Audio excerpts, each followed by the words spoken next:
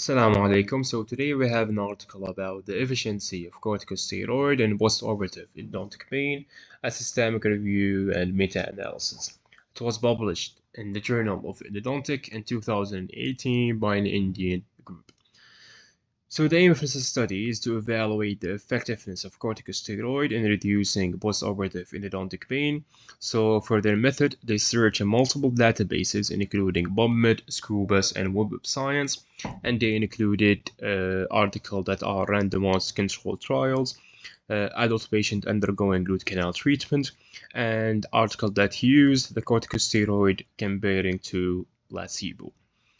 And they measured the outcome of postoperative pain by using a visual analog scale at 3 periods, which is 6 hour, 12 hour, and 24-hour period.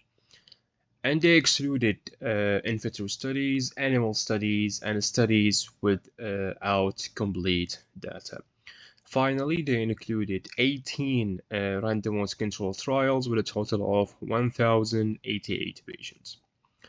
So the included studies use different types of corticosteroid, such as dexamethasone, prednisolone, and betamethasone.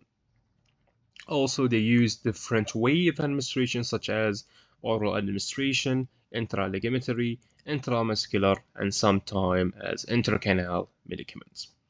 So for the results, at the 6-hour period, the corticosteroid significantly reduced the postoperative pain compared to placebo, and there was a superiority in the pain reduction while using prednisone comparing to betamethasone and dexamethasone.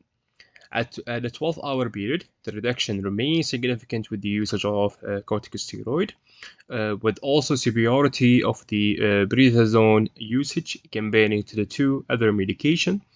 At the 24-hour period, the corticosteroid is still effective in reducing the pain, with no superiority of the different medication usage.